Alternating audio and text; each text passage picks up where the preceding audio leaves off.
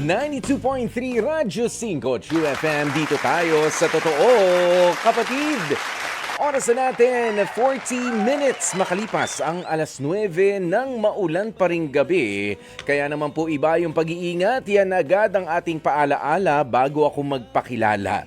Okay, yan ang uunahin po natin palagi ha. Ang pag-iingat, ang ating kaligtasan, ang ating kalusugan mga kapatid. Ano? At syempre, nako, i-check nyo na ba ang inyong mga kasama sa inyong mga tahanan? Kumusta na ba? Mga kailangan magtrabaho, ang mga kailangan munang bumiyahe. Ayan, i-check muna ha mga kapatid. At welcome na nga dito sa ating pong programang Dr. Love Radio Show. Makakasama po ninyo ang inyong lingkod. Ako po si Kuya Poy na pansamantalang humahalili para kay Brother June Banaag. At eto na nga po ha, mabigyan na po namin kayo ng mga seryosong usapan na muna tayo. O ano nga ba ang mga dapat nating gawin habang may bagyo at pagka natapos na nga po ito? Makinig po kayo ng mabuti mga kapatid ha, at huwag niyo pong babaliwalain ang mga paalaala natin para parang kasi yung iba meron pa rin nakakaligtaan. Yun ho ang napakasimpleng mga bagay pero nakakaligtaan. Yung iba, inuna na mag-charge ng kanilang mga cellphone pero ang daming mga nakalimutan. Di naman nakapag-imbak ng mga konti makukukot na pagkain. Ano? Ayan, pero ito na nga po ang ating paalaala mula dito sa Dr. Love Radio Show. Unang-una, kailangan pong manatili sa loob ng bahay. Manatili sa loob ng bahay. Kung hindi naman kinakailangan na lumabas, huwag nang lumabas. Kung makikipaghuntahan lang, uusisain yung mga nangyayari, malakas na nga yung hangin. May baha na nga, narinig na nga, alam na malapit sa inyo, titignan pa. Okay, pupuntahan pa. Ano to see is to believe? Alam naman po natin na meron ng bagyo ha. Mag-ingat po kayo mga kapatid, wag na. Wag nang lalabas. Lalo na kung meron kayong mga kasama, mga bata, matatanda sa loob ng bahay, sila na lamang po ang asikasuhin ninyo at alalayan. Pero kapag ka naman kinailangan na ang lumikas na po tayo. Okay, mas mahalaga ang buhay kaysa sa mga kung ano pa mang mga bagay na nasa loob ng inyong mga tahanan. Okay, kapag may nangangatok na ng mga taga-barangay at nakikita nyo naman ang sitwasyon na talaga nagiging mabilis na at sinasabi na nga kailangan ng lumikas, i-assess ninyo, kailangan ng lumikas, mapagkakatiwalaan ng mga nagpapalikas sa inyo, i-lock ang buong bahay, ang mga pintuan, i-secure ang mga papeles na kailangan, ang kaunting pera, sige na. Pero yung mga appliances na mga mamahalin, wag nyo na humbit-bitin naman yan. Wag nang wag na tayong masyadong materialoso, mapapalitan yan. Okay? At syempre, eto pa ang ilan sa mga paalaala natin. Siguraduhin fully charged ang mga electronic devices natin, gaya nga po ng cellphone na nagagamit natin bilang pantawag, bilang pakikipag-communicate nga, bilang flashlight din paminsan-minsan.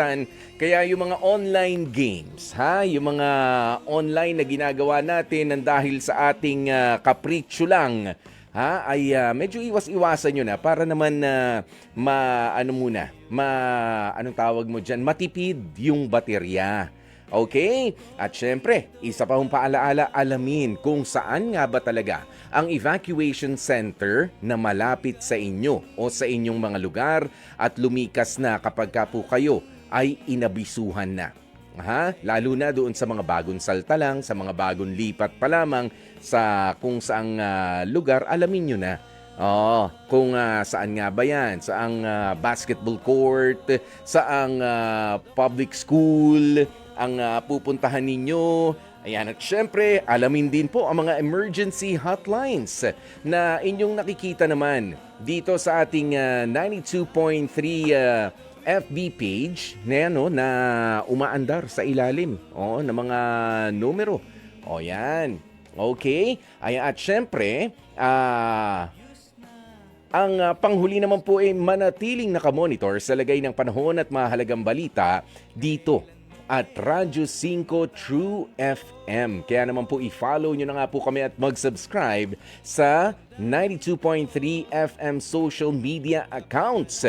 Okay, pwede nyo po kaming i-follow sa YouTube channel, sa Facebook page natin, sa Instagram, TikTok, sa Threads at sa X. Okay, mga kapatid, kaya naman sa oras nga po nating 9:45, sige, umpisahan po natin ang ating programa sa pamagitan, of course, ng mga throwback nating mga tugtugan, ng magaganda nating kwentuhan, at huwag po kayong mawawala, ha? Ito na ang ating mga hotlines naman dito kung sakaling meron kayong gustong ibahagi sa ating programang Dr. Love. Ang ating mga hotlines 8689-3289 at syempre ang 8689-3290. At eto, sa aming pagbabalik, kailangan po natin lalo ng ganito, no? Oo, kahit pa nga parang ang gulo-gulo ng mga pangyayari sa ating kapaligiran ngayon, nakakatakot, marami ang mga nababagabag ng dahil nga sa Bagyong Christine at sa iba pang mga bagay. Sa aming pong pagbabalik, kumalma lamang po kayo dyan dahil ihahatid namin ang mabuting balita. Pagkain pang-spiritual. Mga salita ng Diyos na nag-iiwan ng pag-asa, kapanatagan at kapayapaan. Pagkain pang-spiritual. Hango sa bagong tipan ng banal na aklat. Pagkain pang-spiritual. Mga kapatid, ang mabuting balita ayon kay San Lucas, 12 kabanata nagsisimula sa 39 na talata. Sinasabi ko sa inyo, kung alam lamang ng may-ari ng bahay kung anong oras darating ang magnanakaw, hindi niya pababayaang makapasok ito. Kayo man ay dapat na humanda, sapagkat darating ang anak ng tao sa oras na hindi ninyo inaasahan. Nagtanong si Pedro, Panginoon, sinasabi po ba ninyo ang talinghagang ito para sa amin o para sa lahat? Sumagot ang Panginoon, sino nga ba ang tapat at matalinong katiwala? Sino ang katiwalang pamamahalain ng kanyang Panginoon sa kanyang sambahayan upang magbigay sa ibang mga alipin ng kanilang pagkain sa takdang oras? Pinagpala ang aliping madarat ng gumaganap ng tungkulin pag-uwi ng kanyang Panginoon. Sinasabi ko sa inyo, pamamahalain siya ng kanyang Panginoon sa lahat ng ari-arian nito. Ngunit kung sasabihin ng aliping iyon sa kanyang sarili, matatagalan pa ang pag-uwi ng aking Panginoon, bubugbugin niya ang mga kapwa niya aliping lalaki at babae at siya'y kakain, iinom at maglalasing. Darating ang kanyang Panginoon sa araw na hindi niya inaasahan at sa oras na hindi niya alam. Buong lupit siyang paparusahan ng kanyang Panginoon at isasama sa mga suwail. Ang aliping nakakaalam ng kalooban ng kanyang Panginoon, ngunit nagpapabaya o ayaw tumupad sa ipinapagawa nito ay parurusahan ng mabigat.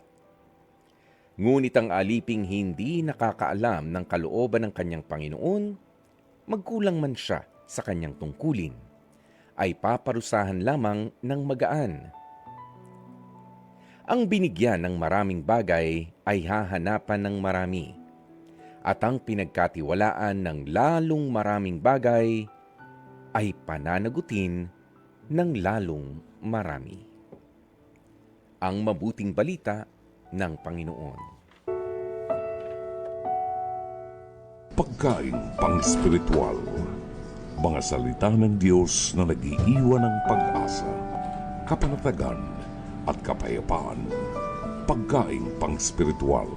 Hango sa bagong tipan ng banal na aklat. Pagkain pang-spiritual. Kay tagal na Mga kapatid, oras na natin, 8 minuto bago mag-alas 10 ng gabi, 9:52. Ayan, kita nyo ha. O sabi nga, ang magnanakaw, kung alam lamang ng may-ari ng bahay kung anong oras na darating ang magnanakaw, hindi niya pababayaan makapasok ito. 'Di ba? Isang paalaala po sa atin na tayo ay dapat maging laging handa sa ating buhay at bilang mga katiwala, bilang mga alipin ng Panginoon, tayo nga po ay dapat na tumupad nandyan man o wala ang ating Panginoon, ang ating pinagsisilbihan. Anong klase nga ba ho tayong mga serbidor? Yan. Anong klase nga ho ba tayo na mga alipin at tagapaglingkod sa Panginoon? Ikaw kapatid, papaano ba kapag ala si nanay, ala si tatay, bahala na sila. Sabihin ko na lang, naglinis ako, pero ang totoo, hindi naman pala. Ayan ang mga gawain, di ba? Sino ba ang nasusunod sa loob ng tahanan? Di ba kapag nandyan pa si nanay, si tatay, sila yun. Lalo na, anak magbihis ka ha. O kaya naman, anak maulan, wag nang aalis. Okay? Opo, Ako naman ay maghahanap buhay lang ha. Aalis lang kami ng daddy room mo. Ayan, si daddy room. Wala nang lalabas ng bahay, delikado. Pero ayan, Opo, Mayor. wala na si nanay, wala si tatay. Labas tayo.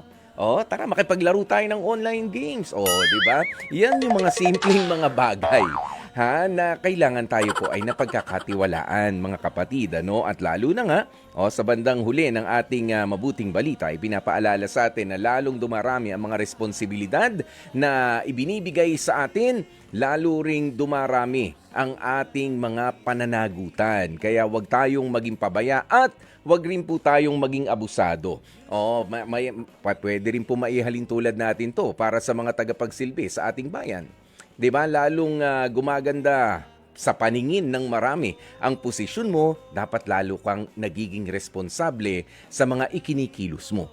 Okay? Hindi yung tayo po ay tila irresponsable na at para bang tayo ang pinagsisilbihan. Pero kapag araw ng eleksyon, ang sinasabi natin sa taong bayan, pagsisilbihan po namin kayo. Pero kapag nasa pwesto na, nandiyan kayo, nandito ako, magdusa kayo.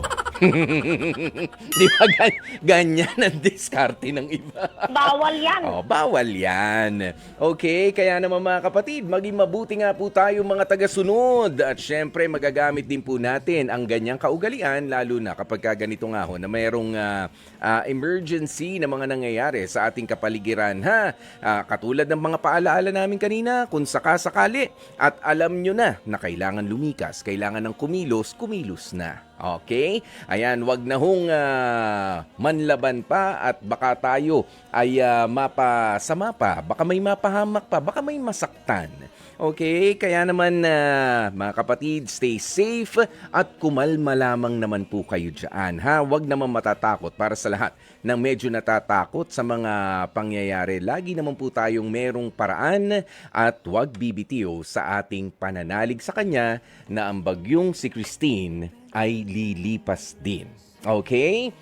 4 na minuto bago mag-alas 10 ng gabi at heto naman para sa panibagong mga aral sa buhay. Ang isa sa mga inaabangan natin ay ang face-to-face Hit It ni Dr. Love na napapanood sa TV5 mula Lunes hanggang Biyernes 10:15 to 11:15 ng umaga at meron po itong replay sa Signal TV 1PH Channel 1 mula 8 to 9 p.m. Kaya naman po i-share nyo na nga po ng i-share ang ating live streaming mga kapatid as in now na dahil ano nga ba ang title ng ating mapapanood ngayong gabi sa face-to-face Hit It ni Dr. Love. Ayan ayan ang title, pero kung meron nga po kayong komento, meron kayong gustong sabihin sa amin, pwede nyo nang irekta doon sa ating comment section. Okay? Dito sa Dr. Love Facebook Messenger o kaya naman sa ating live stream mismo. Ang ating mga hotlines, 8689-3289 at ang 8689-3290. Kaya panoorin na nga po natin ang face-to-face Hit It ni Dr. Love. Ang title, Huy Bagets, layuan mo ang anak ko. Aba, ano kaya yan? Annalisa, ano itong in love Sa anak mo? Ano? Ma'am, bisit na talaga ako dyan sa Jonard na yan eh. Nagsusumbong yung anak ko, umiiyak, sunod siya ng sunod. Kahit sa school, binubuli na po ma'am, yung Jonard na yan, tambay lang, mabisyo. Ano mapapala ng anak ko sa kanya, ma'am? Wala naman. Ate Annalisa, ilang taon muna itong anak mo? 15 years old pa lang po. 15. Nene. Okay. Tapos itong stalker niya, Magna-90 na po ata. magna 19. Magpasa 18. Hindi man ganun kalayo, no? Kasi parang nasa teenage years pa rin. Pero, syempre, kung hindi naman niya to kaano-ano, kung stalker nga ang tawag, nakakatakot Opo, yun. opo. Kilala niyo po ba ito? Itong tinatawag ninyong stalker? Hindi po masyado, pero iisang lugar po kami. Normally, kilala mo yung mga kalugar mo eh. Opo, opo. So, masasabi mo ba na bagong salta ba to? Hindi naman po. So, galit na galit kayo, Ate Annalisa. Nagagalit po bakit talaga. hindi kayo mag-report sa police or sa barangay? Actually po, dinaan ko sa barangay. Kaya lang po, siyempre, minor yung anak ko. Nahihiya pong pumunta sa barangay eh. Kasi ayaw siyang harapin. Ganun katakot yung anak ko sa kanya eh. Ganun matakot. Bakit kaya, ano? Pero ang mga magulang niya, kilala niyo ba? Opo, kilala ko po. Okay, nakausap niyo ba yung magulang niya? Nakausap ko, Deadma. Deadma lang. Totoo bang nabubuli na ang anak mo sa eskwelahan? Opo. Bakit? May time na umuwi siya, umiiyak eh. Hindi niya na tinapos yung kanyang school. Umiyak siya kasi hanggang dun sa room. Hindi ko nga po alam kung bakit nakapasok. Ganun na po talaga siya ka-stalker. Okay. Paano kaya sasagutin ni Jonard ang mga paratang ni Annalisa? Tawagin natin. Jonard, pasok!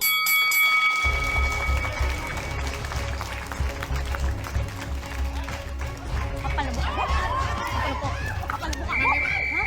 Kapal ng mukha mo? Kapal ng mukha mo? Teka lang ha. Jonard, anong nangyayari? Totoo bang ini-stalk mo ang isang 15 anyos? Bakit? May pagtingin po ako sa kanya. Sa tingin mo ba may pagtingin siya sa'yo? Wala po. So, kung wala, bakit mo pinagpapatuloy? Alam mo bang bawal yon? Alam mo bang bawal yon? Opo. So, bakit mo pinagpapatuloy na gawin?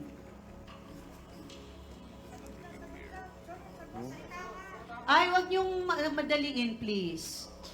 Bigyan niyo siya ng time na may ano yan, may nagpo-proseso yung bata. Okay.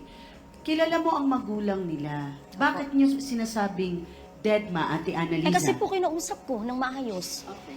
Kinausap ko siya ng maayos. Sabi ko, baka pwede, paiwas naman. Kasi natatakot na yung anak ko eh. Hindi na nga halos pumapasok kasi nga sinusundan niya sa school eh. Minsan nahuhusgahan natin sa personalidad. Pero pag titignan natin ay mukhang hindi naman makabasag pinggan si Jonard, diba? Kaibigan mo si Aina. Sinabi mo ba na gusto mo siyang ligawan? Opo. Anong sagot niya sa'yo? Hindi pa daw pwede. Okay, so gaano mo kadalas siya sundan? Pag nakatid sundo ko lang po siya sa school. Hinahatid sundo mo, gusto niya ba yon? Hindi rin po. Okay, so paano mo siya hinahatid kung ayaw naman niya? Meron ka bang gustong sabihin na kayo lang ni Aina ang nag-uusap? Opo. Ano yon? Kung Kung papasa lang po ako sa kanya. Ayun na po yung hinihiling ko sa kanya. Kung papasa ako. totoo bang naglalasing ka at dahil sa sama ng loob mo Opo. at nagwawala ka, sabi. Opo. Ngayon naman pakinggan natin si Dr. Love. Unahin natin si Annalisa. Annalisa, I think something is wrong between you and your daughter's relationship. Baka natatakot yung anak mo sa'yo because of your fears, no? Natatakot siya na hindi ka niya ma-please. Natatakot siya na mag-open up siya sa'yo dahil ayaw mo kay Jonard. Si Jonard, inamin mo ba na mag-MU kayo nung si Aina? Opo. Mag-MU kayo talaga. Gaano katagal na kayo mag-MU? Mga isang buwan po. Hmm? One, Isang one buwan? month. 1 month. 1 month na. Okay. Alright. Nangyayari yan kahit bata. But the truth is, yung anak mo at saka ito ay napakabata pa to get involved into a relationship. Masyadong maaga. No?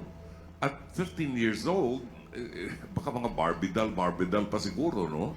Ang iba ang kabataan ngayon. Annalisa, nakikita ko lang kasi baka kulang ng takot mag-open up ang anak mo sa'yo, no?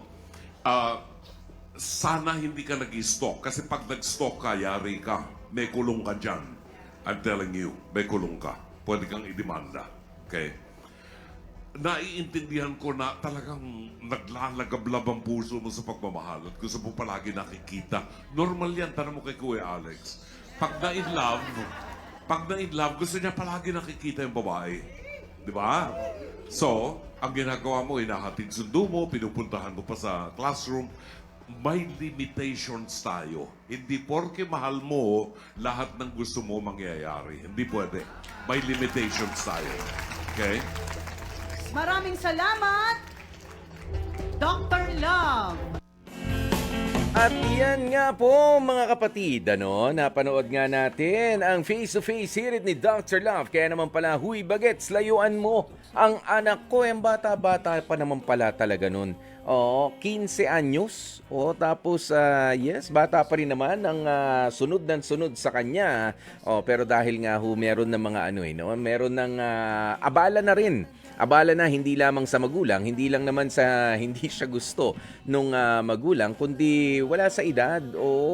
Talagang medyo hindi pa naman handa at sinasabi na meron pa talagang pakialam ang mga magulang, lalo na kapag naman minor pa o underage pa ang mga bata sa pakikipagrelasyon. 'Di ba? Para iniiwasan po din po natin na masyadong bigyan ng kaluwagan ang mga magulang. Sabi nga ni Dr. Love kanina, kung magpipilit ka, may kulong ka. Meron talagang kulong 'yun dahil minor 'yun, yung bata na babaeng involved na sinusundan-sundan, pinipilit mo o ang sabi niya ay magka-MU na sila. Ayan, pero kung anuman ang katotohanan, wag hong ipipilit lalo at minor, kundi siguradong himas rehas kanyang kapatid. Sa oras nating 5 minuto, makalipas ang 10:00 ng gabi, ay nako, babati na muna tayo sa maraming mga nakatutok sa atin nga ngayon. Ayan, hello Ate Glo, si Ate Gloria Harabejo. Ayan, at syempre, malamang, andyan pa ba? Gising pa ba si Kuya Rico Pascua? Magandang gabi po sa inyo, Ayan, Ate Glo, at syempre si Rebecca Boke. Ayan, kasama rin si Mister at ang anak dyan naman sa sa St. Peter Chapel sa Commonwealth, Quezon City. Hello po sa inyo. Ano bang meron dyan? Sino ba ang nandun? Ayan, sina Robert Semanian, si Jing Adsuara at sa buong pamilya. Maraming salamat. Jason Bakar. At syempre, ayan, si Brian Balbido. Happy anniversary, Kuya Poy. Sa programa ko pong H2H. At ganun din. Anniversary ko nga rin pala dito sa Radyo 5. Dito ako pinayagan ng mga kasamahan ko rito. Sige, magbukas ka na ng mikropono. October 23. Last year. Thank you. At syempre, si Zucho. Ayan, thank you. Ayan, sino ba to? Ayan, si Mervin Allen Falier. Maraming salamat na nandyan sa Pandi, Bulacan. Talagang finlad mo ko ng ng mga mensahe mo. Ayan, hindi ko na tuloy alam kung paano buksan yung iba pa. May mga ganyan mga pangyayari sa sa akin. Wait lang. Ayan, si Roel Crisostomo. Ayan, thank you so very much. Mula sa City of Dreams, Parañaque, Cornelia Pabular. Good evening po sa inyo. Sana nasa mabuti kayong kalagayan. Si Sheena Ocariza ng Pagadian. Kumusta po ba kayo? Maraming lugar ho masyado dito sa ating sa ating bansang apektado ng bagyong Christine. Kaya kahit nga ho tayo ay kumakalma, nagre-relax muna. Wag na ho tayong wag na masyado magpakapagod. Kapag ka wala pa naman. I-reserve natin ang ating mga enerhiya, mga kapatid, sa pagdating. Pero sana nga ay wag nang dumaan, wag nang magtagal, wag nang lumakas pa itong bagyong si Christine. At syempre, mas maganda na malaman na nga rin po natin sa ngayon kung ano na nga ba ang mga balitang dapat nating malaman, mga importanteng pangyayari ngayong maghapon na ito na dapat na alam mo. At 8 minutes makalipas ang 10:00 sa aming pong pagbabalik yan, mga kapatid. Kaya manatiling nakatutok dito sa Dr. Love Radio Show. Kasama nyo nga po ang inyong Kuya Poy, pansamantalang umahalili para kay Brother June Banaag dito sa programang Dr. Love Radio Show. 92.3 Radyo 5 True FM, dito tayo sa totoo. It's 34 minutes makalipas ang 10:00 ng gabi.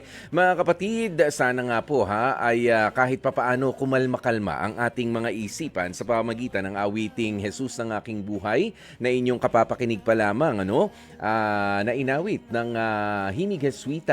Yan, at sana mapanatag po ang kalooban ng mga medyo kung ano-ano na ang naiisip ngayon, natataranta, nababagabag ng dahil sa mga pangyayari, hindi lamang po sa panahon, kundi sa inyong mga buhay rin. Huwag po kayong mag-alala. Things can only get better. Magiging maayos din po ang lahat. Okay? Katulad ng mga bagyo, sila po ay daraan lang at magkakaroon din tayo ng mas magandang bukas. Okay? Basta manalig lamang po tayo. At syempre, magandang gabi sa lahat ng mga nakikinig nga po at tutok na tutok sa atin. Si Trina Loresca, maraming salamat. Sabi niya dito sa Cavite, malakas ang hangin sa amin dito. Ayan, samantala nag-hello naman si Jethro Ray Pamplona. At ganun din, pa-shoutout naman po sa anak ko na si, Kowa 3. Ayan, na ayaw pong matulog. Nakikinig pa ng Dr. Love. Ilang lang to ilang buwang bata pa lang to. Yung bata ba talaga ang ayaw pa matulog o yung nanay niya na si Jenjen Morales? Ang Kowa.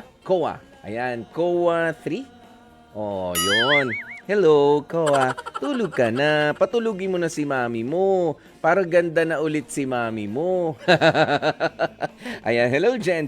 Maraming salamat. Ayan, sina Eusebia Teresa Hakiles. Ayan, magandang gabi po sa inyo. Mga kapatid? Okay, at syempre, isang hingang malalim.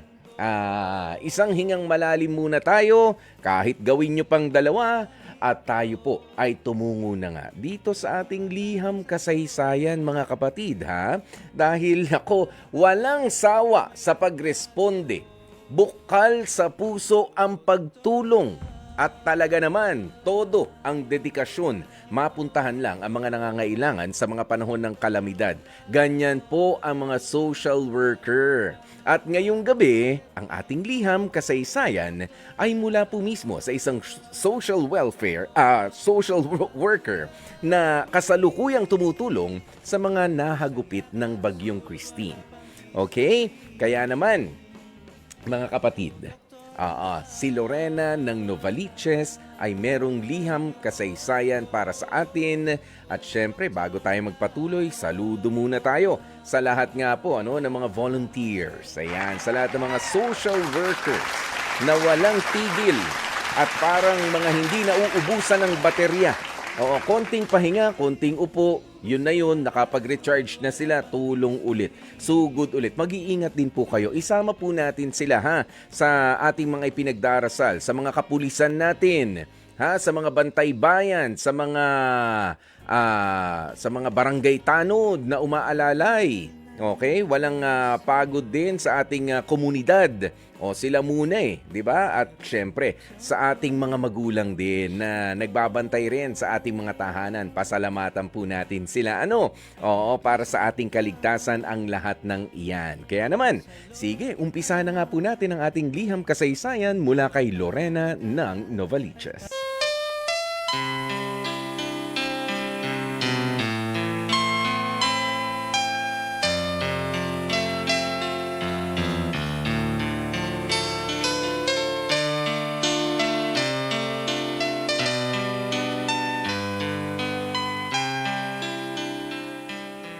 Dear Dr. Love, ako po si Lorena, tunay kong pangalan. 30 years old mula dito sa Novaliches. Isa po akong social worker. Ipinagmamalaki ko po ito. Sumulat ako sa inyo dahil sa palagay ko po ay mas makakapagtrabaho at makakatulong ako ng maayos ngayong panahon ng bagyo kung gagaan kahit papaano ang aking nararamdaman. Ngayon pong nanalasa ang bagyong Christine, inuulan na rin po kami ng trabaho sa preparasyon, sa packing, sa pakikipag-ugnayan sa mga lugar na nasalanta at pagtulong sa mga nasa evacuation centers. Lagi pong ganito ang ganap ko tuwing may mga sakuna at masaya po ako sa gawaing ito dahil masaya ako na tumutulong sa kapwa. Pero Dr. Love, first time ko pong tumamlay sa aking ginagawa, lalo na sa aking pagtulong. Nito po kasing nakaraan lamang, mayroon po kaming pinuntahang lugar. Hindi ko na po babanggitin kung saan eksakto. Evacuation center po ito kung saan nilagak ang mga binaha ng matindi. Lagi akong naaawa sa ganitong klase ng mga eksenang inaabutan namin. Naiiyak pa nga ako kapag nakikita ko ang mga kapwa ko na nahihirapan at mga nasasalanta. Pero sa pagkakataon pong ito, Dr. Love, mas matindi ang naramdaman ko. Kakaiba. Dahil bukod sa awa, sa pagkahabag, galit ang naramdaman ko. Opo, nagalit ako dahil lang isa sa mga evacuees na inabutan ko ay ang mismong manliligaw ko. Alam mo, Dr. Love, gusto ko siyang sampalin. Gusto ko siyang masaktan. At gusto kong sabihan ng hindi magagandang mga salita. Pero hindi po pwede. Nadiskubre ko po kasi na may pamilya na pala ang manliligaw kong ito. Ang walang hiyang lalaking yun, may asawa't anak na pala. Ang totoo po niyan, Dr. Love, muntik ko nang maibigay ang sarili ko sa kanya. Napakasakit po talaga. Pero pinili kong unahin na matulungan sila, lalo na ang kanilang anak, na tila mukhang na-trauma talaga sa nangyari. Dr. Love, ang sakit at ang hirap. Gaya nga ng sabi ko, ngayon lang ako tumamlay sa trabahong minahal ko sa mahabang panahon. Hindi ko po alam kung hanggang kailan ako magkakaganito. Ang bukod tanging nasa isipan ko na lamang po ay marami ang nangangailangan ng tulong. Kaya naman dapat na isa-isang tabi ko na muna ang personal kong nararamdaman sa lalaking muntik ng manloko sa akin. Pero ang hirap po talaga. Sa tuwing nakikita ko sila, sa tuwing naalala ko kung papaano niya akay-akay ang mga anak niya kasama ang asawa niya, nasasaktan po ako. Nadudurog ang aking puso. Niloko niya ako At niloko niya rin ang asawa at ang anak niya. Kunwari pa siyang busy lagi sa trabaho na katulad ko. Yun naman pala, ay may pamilya na siya. Sa ngayon po, Dr. Love, ang naiisip ko ay isasama ko na lamang siya sa aking dasal. Ang Diyos na ang bahala sa kanya. Nais ko lang din po sanang gamitin ang programang ito para magpaalala sa mga lalaki na parang awa nyo na. Huwag kayong manloko, lalo na nga kung may anak na kayo. Kawawa naman ang bata. Magbibigay paalaala na rin po ako sa mga lugar na matinding hinahagupit ngayon ng bagyo na mag-triple ingat po. Lumikas na kung kinakailangan at maging alerto para kahit papaano ay gumaan-gaan din po ang aming trabaho bilang mga social worker. Isang shoutout naman po, Dr. Love, sa lahat ng mga social worker na todo ang trabaho sa ganitong panahon. Maraming salamat po. Lubos na gumagalang, Lorena. Mga kapatid, ang oras na natin sa buong kapuluan, it's 10:48, 12 minuto bago mag alas 11 ng gabi. At nako, napakinggan nga po natin ang ganda paulit-ulit dun sa kanta na i-dedicate natin sa ating liham kasaysayan ngayon. Paano nga ba talaga ang magmahal? That is the question. Opo. Ayan, at syempre napakinggan din natin ang napakagandang liham nitong si Lorena. Well, maganda in a sense na mabuti na lang. Mabuti na lamang at hindi pa lumalalim ng husto ang kanilang ugnayan ng kanyang manliligaw, ay nabisto niya na kahit papaano ang panloloko pala na ginagawa nito sa kanya nang dahil sa isang bagyo na katulad ni Christine. Okay? Nang dahil nga po sa may kinailangan mga lumikas, ay ayun, nagkita sila sa evacuation center at doon nabisto nitong si Lorena na meron na nga pala talagang pamilya itong si lalaki, at meron pang karay-karay na anak, na tila na trauma pa. Pero ang maganda naman dito, itong si Lorena ay sabi niya nga, ngayon lang siya nakaramdam na parang tumamlay siya sa kanyang ginagawa na serbisyo, lalo na nga sa panahon ng mga sakuna. Okay, dahil nga po si Lorena ay isang social worker. Ayan, talaga ako natutuwa ako sa mga social worker dahil para mga hindi nauubusan ng enerhiya, 'di ba? Napaka-proactive. Oo, ganyan po ang kumbaga parang masaya naman ho kasi talaga sa pakiramdam ang makatulong tayo sa mga nangangailangan. Ayan, hindi ho para doon sa pictures, hindi ho para doon sa videos na mahahagip tayo, pero iba yung satisfaction, iba yung happiness, 'di ba? Na naibibigay sa atin na tayo ay merong natutulungan, merong naaabutan ng pagkain, meron tayong naaabutan ng kumot dahil giniginaw na siya.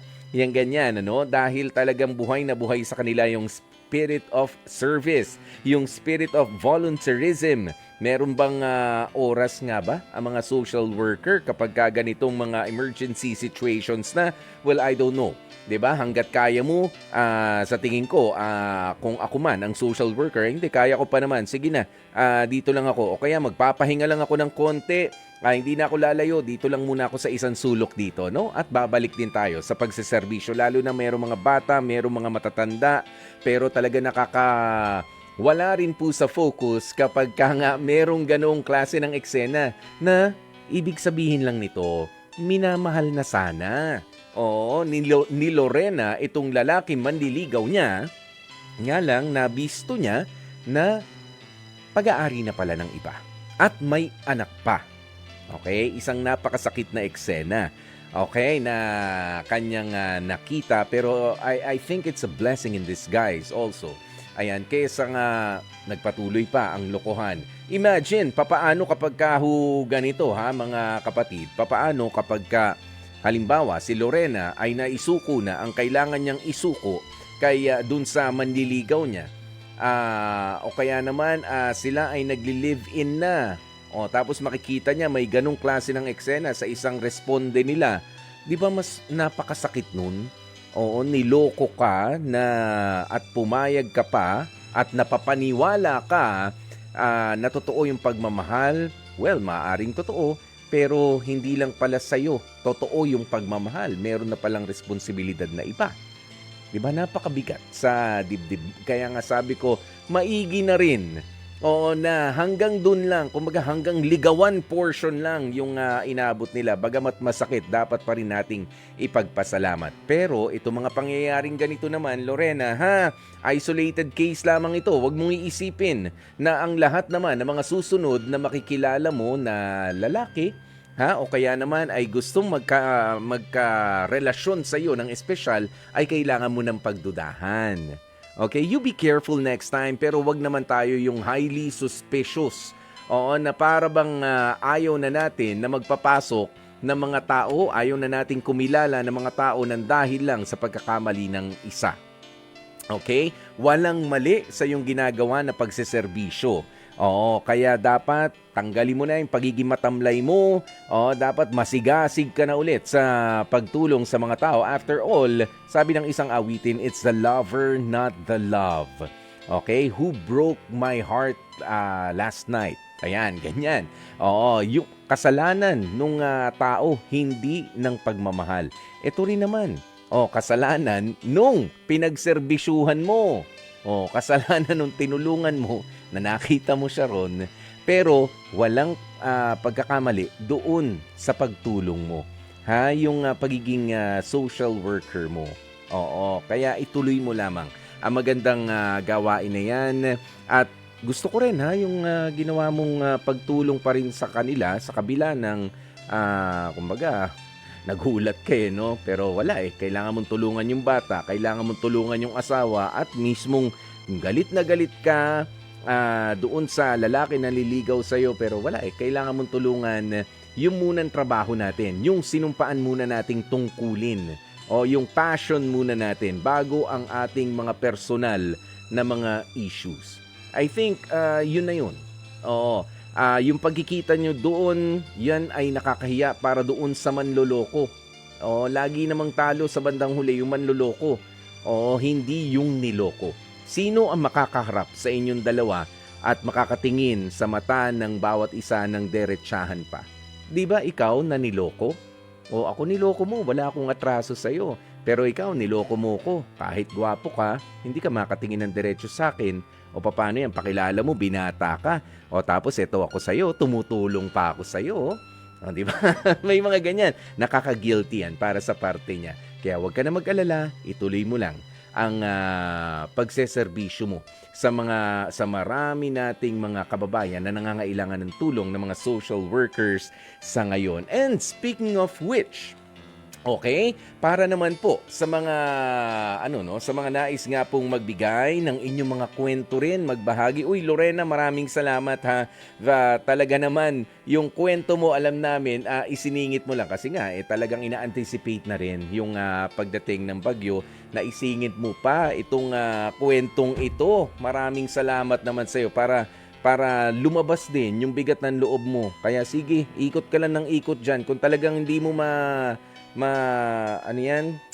maatim na makita siya, di yung iba tulungan mo, hindi lang naman siya nangangailangan. Di ba may mga assignment naman kayo? Magpalipat ka ng assignment. Kung saan ka makakahinga ng maayos, saan ka makakilos na maayos, hindi yung para naaalibad-barang ka sa manliligaw mo. Dati, na nabisto mo, na nandyan ngayon sa evacuation center. Tapos na yun. Ito na munang mas mahalaga, yung serbisyo natin. Okay? Para nga po sa mga nais magbahagi ng inyong kwento sa ating programa, pwede po kayong magpadala ng inyong mensahe sa ating Dr. Love Facebook Messenger. Kasama na rin po ang inyong contact number. At pwede rin pong itawag yan sa ating mga hotlines 8689-3289 at sa 8689-3290. At meron nga rin po tayong mga paalaala naman bago po matapos ang ating programa. Ang Alagang Kapatid Foundation kasama po ang 92.3 Radyo 5 True FM ay kumakatok sa inyong mga puso, mga kapatid. Humihiling po kami ng kaunting tulong sa abot ng inyong makakaya para sa ating mga kapatid na nasalanta ng Bagyong Christine, lalong-lalo na nga po sa Bicol Region. Makikita po ninyo sa inyong screen sa mga nanonood po sa ating Facebook Live ang kung papaanong maaaring maipadala ang inyong mga donasyon sa mga sumusunod na official bank accounts. At mas maganda po habang nakababad po yan sa screen, i-screenshot ninyo. Yan, i-screenshot ninyo para po mas makita ninyo, no? Palakihin nyo ang mga letra para yung mga numero makita nyo ng maayos. Meron pong BDO account dyan. Meron din namang sa BDO account, meron pong peso and US dollar account numbers na makikita kayo dyan. Metrobank, meron din pong paraan kung papaano doon makapagpadala at BPI.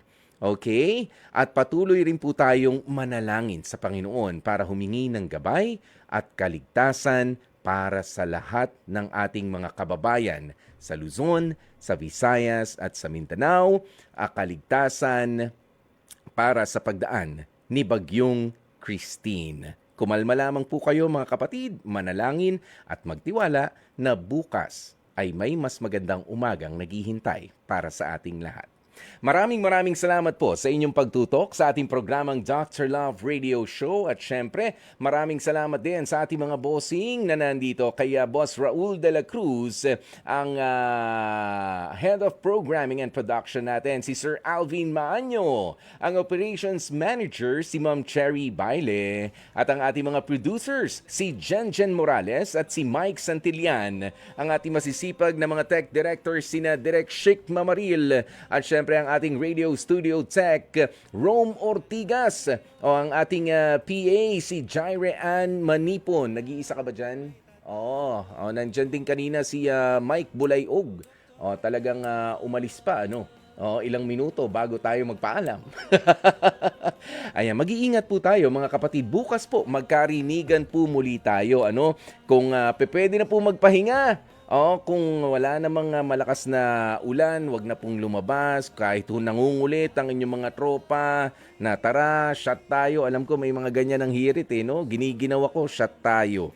Ayan, natatakot ako, shot tayo. Mag-isa ako dito, shot tayo. Nako, baka bukas lalo lang sumakit ulo nyo, ha? Baka magkaroon pa ng problema. Kaya kumalma na lamang po kayo dyan. Stay safe, mga kapatid, ha? And keep yourselves dry, alright? Ayan, wag po tayo magpapabasa. Okay, bata, kay matanda, para iwas sipon, iwas ubo, iwas abala. Ayan.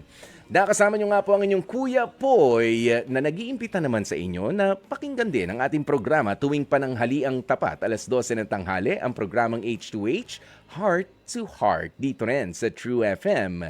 Ito nga po ang Dr. Love Radio Show na ikinagagalak ko namang maupuan. Ngayong gabi ulit. Kaya sa ngalan po ni Brother June Banaag, ako po si Kuya Poy, ang inyong gwapopoy, manatiling nakatutok dito sa True FM. Dito tayo sa totoo. Susunod na, Evening Chill.